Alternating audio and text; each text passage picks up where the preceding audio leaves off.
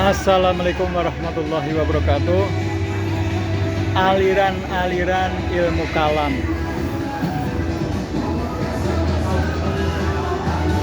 Yang dimaksud dengan ilmu kalam adalah ilmu yang membahas soal-soal keimanan, yang sering disebut ilmu tauhid, aqaid atau usuluddin. Ilmu ini disebut ilmu kalam karena di dalamnya banyak dibicarakan kalamullah.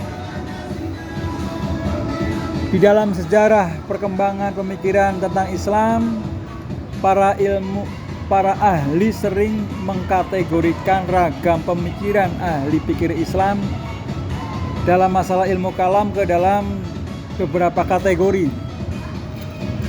Pertama adalah kelompok Jabariyah, kedua adalah kelompok Qadariyah, ketiga kelompok Mu'tazilah, dan yang keempat kelompok Asy'ariyah.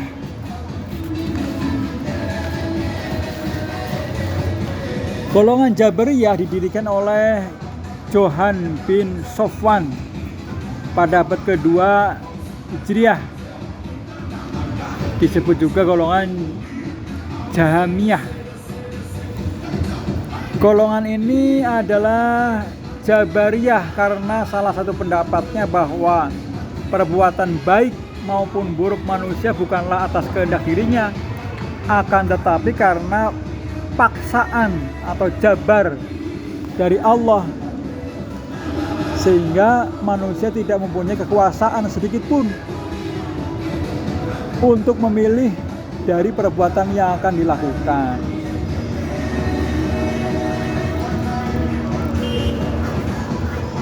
Mengenai sifat Allah, dikemukakan bahwa Allah tidak mempunyai sifat-sifat, melainkan hanya mempunyai zat saja. Ini golongan Jabariyah.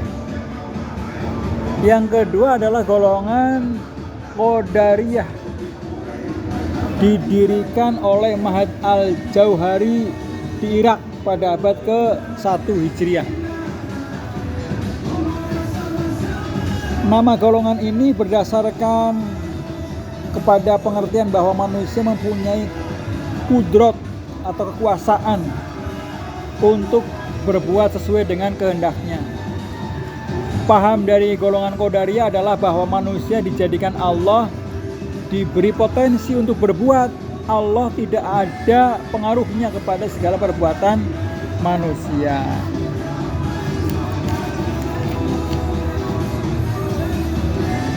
Yang ketiga golongan Mu'tazilah, didirikan oleh Abu Huzaifah Wasil bin Atha. Golongan ini disebut Mu'tazilah karena pendirinya memisahkan diri dari gurunya, yaitu Al-Hasan Bisri. Sedangkan mereka sendiri tidak mau disebut Mu'tazilah dan menyebut dirinya sebagai Ahlul Haq, penegak kebenaran. Doktrin-doktrinnya: satu, tentang dosa besar. Orang Islam yang mempunyai dosa besar disebut fasik. Mereka bukan mukmin dan bukan pula kafir. Baginya mereka tidak akan masuk surga dan tidak masuk neraka, tetapi menempati tempat tersendiri antara keduanya. Tentang qadar, Allah tidak menjadikan perbuatan makhluk, tetapi makhluklah yang berbuat.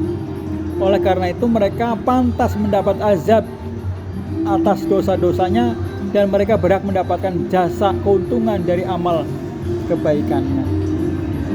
Yang ketiga tentang keesaan Allah, mereka meniadakan sifat-sifat Allah. Yang disebut tauhid adalah meniadakan sifat-sifat Allah. Yang keempat tentang kemampuan akal manusia. Manusia dengan kemampuan akalnya dapat mengetahui benar dan salahnya, baik dan buruknya, walaupun tidak diberitahu oleh syara'. Yang kelima tentang janji dan ancaman. Allah akan memenuhi janji-janjinya, baik berupa pahala maupun siksa. Bagi orang yang melakukan dosa besar, tidak akan diampuni dosanya kecuali taubat. Sedangkan golongan Asy'ariyah didirikan oleh Abul Hasan Al-Asy'ari pada tahun 300 Hijriah. Golongan ini merupakan reaksi kepada golongan Mu'tazilah. Kadang-kadang golongan ini disebut dengan Ahli Sunnah wal Jamaah karena mereka banyak berpegang kepada tradisi dari Nabi dan para sahabatnya dengan jumlah pengikut yang banyak. Pendapatnya terhadap ketuhanan dikemukakan bahwa Allah mempunyai sifat dan nanti di akhirat Allah akan dapat dilihat. Mengenai perbuatan manusia, bahwa manusia tidak hanya dilahirkan oleh manusia, tetapi tidak lepas dari kekuasaan Allah Subhanahu wa Ta'ala. Di dalam hubungannya dengan surga dan neraka, Tuhanlah yang akan menentukan. Bagi muslim yang mempunyai dosa besar, dia akan mendapat siksa di neraka sesuai dengan dosanya, kemudian dia dimasukkan ke dalam surganya. Itulah tentang aliran-aliran dalam Islam. Mudah-mudahan bermanfaat. Kebenaran datangnya dari Allah Subhanahu wa Ta'ala, kesalahan datangnya dari saya sendiri. Assalamualaikum warahmatullahi wabarakatuh.